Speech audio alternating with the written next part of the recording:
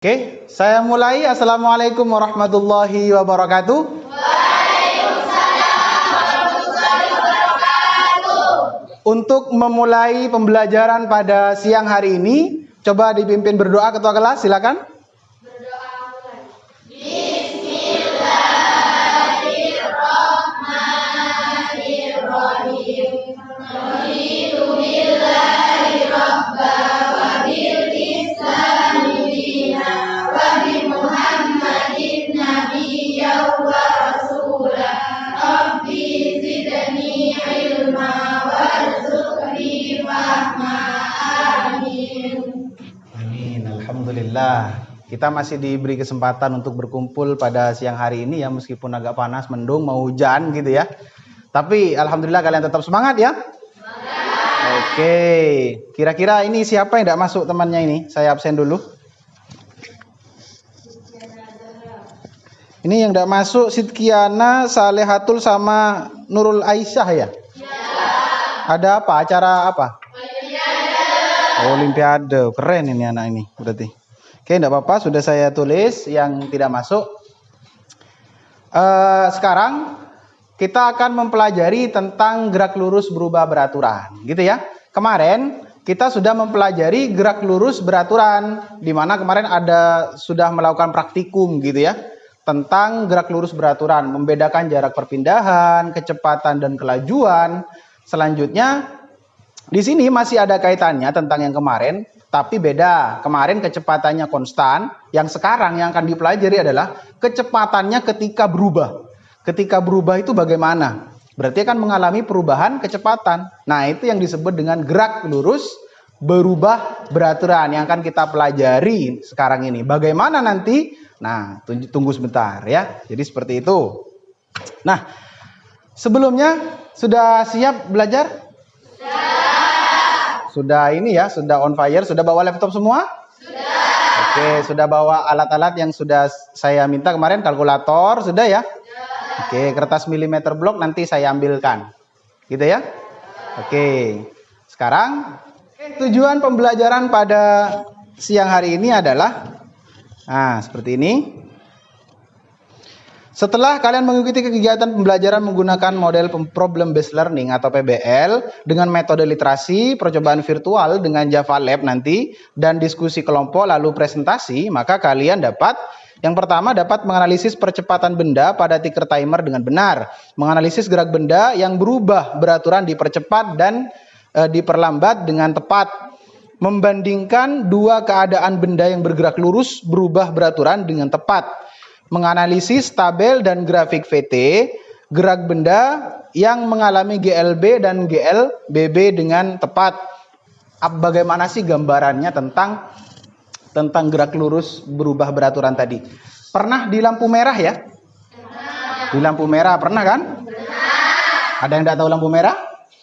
Apa lampu itu hanya hijau dan kuning gitu ya? Tidak pernah merah ya? Jadi ada ketika kalian lampu merah kalian berhenti kan? Lalu ketika lampunya sudah hijau, maka kalian mulai berjalan, kendaraannya mulai berjalan. Ada enggak yang mendahului? Nah, tahu enggak kenapa kok bisa mereka mendahului? Karena keburu. Oke, bisa jadi karena keburu, saya juga enggak tahu kenapa. Apa karena sakit perut gitu ya, mules? Lalu yang kedua ada proses gerak diperlambat. Ya, coba kita simak aja videonya. Jangan berlama-lama ya. Oke, silakan diperhatikan. Nah, ini proses overtaking. Apa namanya? Balapan MotoGP. Pernah lihat balapan MotoGP ya? Di TV? Oke. Itu bukan pelan-pelan begitu, aslinya itu kencang ya. Cuma slow motion aja mungkin. Nah itu, bagaimana Ducati bisa menyalip Yamaha Valentino Rossi itu bagaimana itu? Nah bisa seperti itu. Coba kelompok mana yang mau tanya, yang menemukan masalah itu? Kelompok berapa ini? Kelompok 1 ya. Kelompok 1, silakan. Apa masalah yang ditemukan oleh kelompok 1? Di mana kecepatan MotoGP ketika membaca? Bagaimana ketika Apa kecepatan MotoGP ketika mulai start? Kira-kira gimana tadi? Mulai dari dipercepat mungkin ya begitu. Nanti bisa kita analisis ketika melakukan percobaan. Untuk kelompok 2 menemukan masalah tidak dari kelompok berapa itu?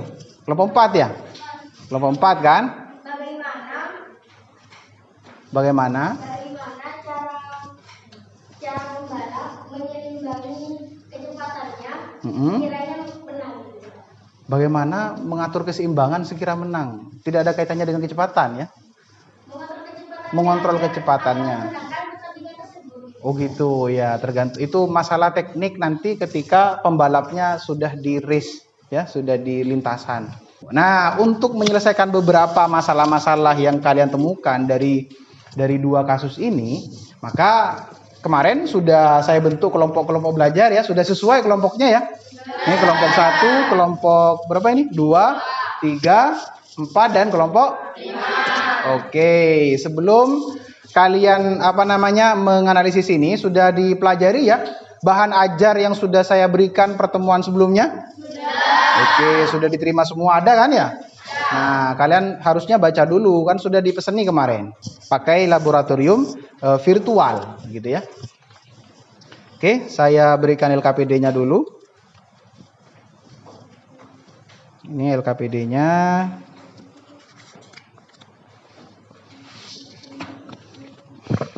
Nah, ini LKPD-nya. Ini kelompok sana ini. Satu kelompok masing-masing satu LKPD ya. Buka browser dan akseslah Java Lab. Nah, silakan diakses. Ini kelompok ini sudah mengakses Java Lab. Sudah masuk ya?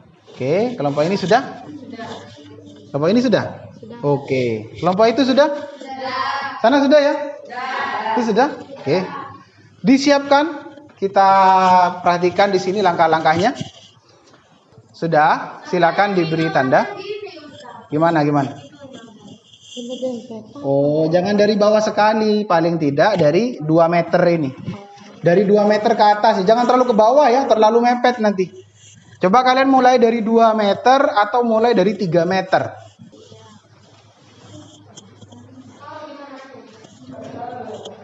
Ada yang hitung? Sudah? Kelompok ini gimana? Sudah nemu?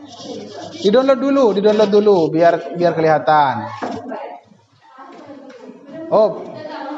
Run lagi. Oh.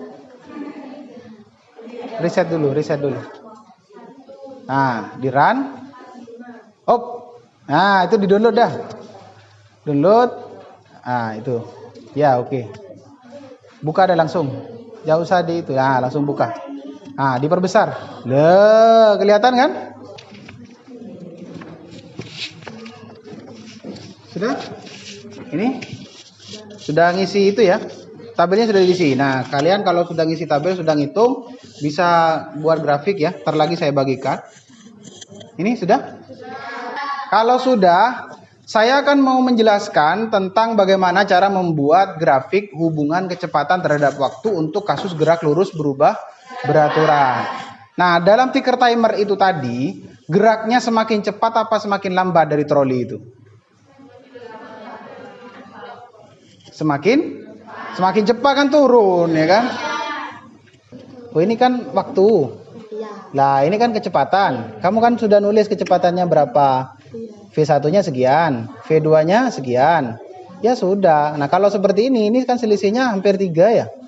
0,66 ke 0,402, hampir 4, 3, sekian. Berarti nanti yang enak itu kelipatannya 2 atau 3. Gitu. Jadi kelipatannya 3, tapi mulainya langsung di angka 6. Jadi langkah pertama 6. Ya, 6. Lalu 6,3, 6,6, 6,9, 7,2 dan seterusnya. Begitu.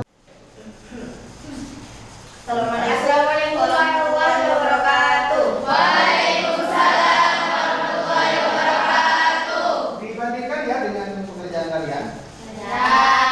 Silakan. Kami dari kelompok 4 akan mempresentasikan hasil diskusi dari kelompok 1. sini saya akan menjawab pertanyaan Dari tabel aja dulu, dari tabel dulu sebelum kalian gambar grafik dari tabel dulu. dari Kamu pasang di tabelnya. gambar. Ada pertanyaan? Ya, ada pertanyaan? Mungkin ada yang bertanya? Iya. Ya, silakan. Kelompok berapa ini? Kelompok 3 ya? Ya. Oke, silakan kalau pertanyaan. Kenapa grafik kecepatan terhadap waktu itu bentuknya seperti itu? Seperti itu. Maksudnya semakin ketika besar itu dia jadi semakin besar. Ya, karena kecepatan itu berubah secara teratur. Jadi Semakin bertambah maka semakin naik. karena grafiknya itu jadi linear. Harus emang itu harus semakin besar. Iya karena bertambah Bang. Maka tambah bernaik. Dari percobaannya semakin cepat. Iya semakin cepat maka kan ditambah maka makin naik. Kalau makin dikurangi maka makin turun. Nah, sudah. Sekarang saya akan menjelaskan beberapa hal yang mungkin tadi terlewat pada saat kelompok 4 melakukan presentasi. Yang pertama, terkait dengan lintasan yang ditempuh oleh apa namanya itu? Oleh troli ya. Mana tadi? Nah, oleh troli ini itu lintasannya berbentuk lurus memang.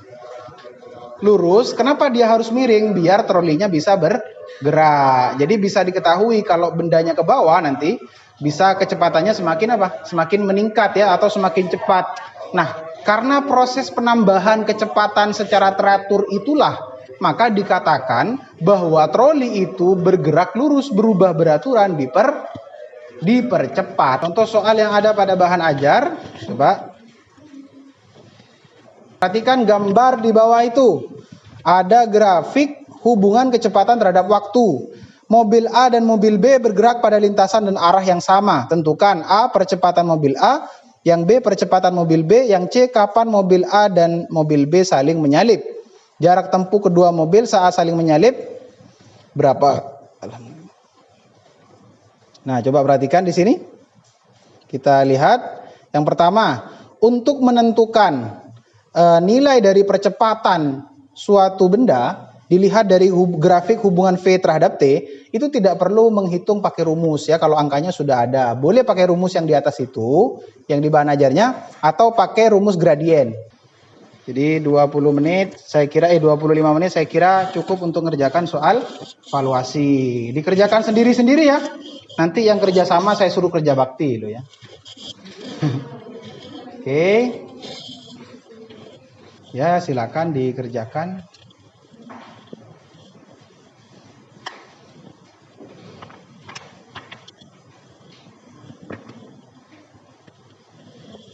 Oke, dari pembelajaran yang kalian lakukan tadi, dari percobaan, bagaimana kira-kira kalian pahamnya sudah seberapa kira-kira?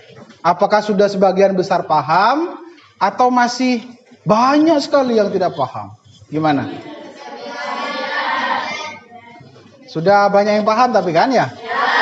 Sebagian besar sudah sebagian besar sudah banyak yang paham ya. Hanya ada beberapa hal kecil mungkin secara mendetail yang masih belum kalian pahami. Gitu ya.